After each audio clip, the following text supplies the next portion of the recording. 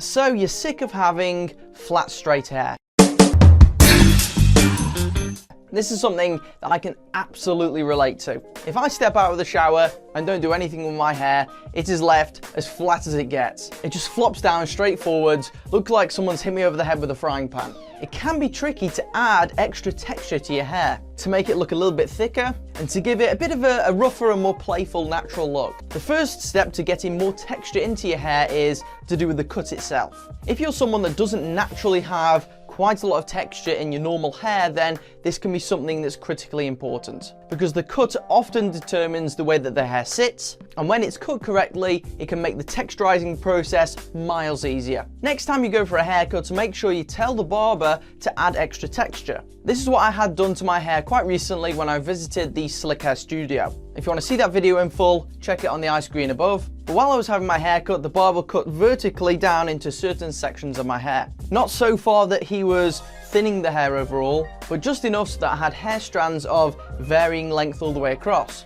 And this meant that when my hair was sitting normally, it had slightly more texture to begin with. And when using products later on, this just made it a whole load easier. So if your barber isn't doing this or isn't prepared to try something like this, then change barber. The second easy way to get texture in your hair is to use a texturizing pre-styler. If you're not already using any form of pre-styler, then I would recommend it to any guy with hair. Pre-stylers are essentially products that you chuck into your hair right before using a hairdryer. Some of these can help to protect the hair strands anyway, but also they offer extra effects like increasing the volume in your hair. Or in the case of sea salt sprays like this one, they really focus on adding texture to the hair. One of my favorites is probably the Salt Water Spray from Dadude. I'll link this one as well as any of the other products in this video down in the description as well if you want to check them out. But I like this one because not only do you get a lot for your money, but also the texturizing effect is really strong. Stops it from looking super flat in the first place, but also while you're using that with the hairdryer, then make sure you use some type of brush. Tips 3 and 4 on this list are going to be a couple of different techniques that you can use with your hairbrush to increase the texture of your hair. The first one of these techniques I like to call the zigzag. For obvious reasons,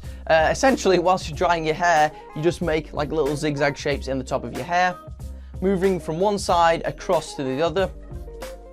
Be quite vigorous with this, not to the extent where you're ripping out hair strands, but you've got to put some force into this. This basically pushes the hair strands in different directions. This might not be effective if you have really long hair, however, because all you'll be doing is moving the same hair strand all the way across. But if you've got shorter hair, this works really, really nicely. Also, there's the upwards curl motion. This is normally the one that I use to sort of get my hair up at the front and then at the side of a quiff.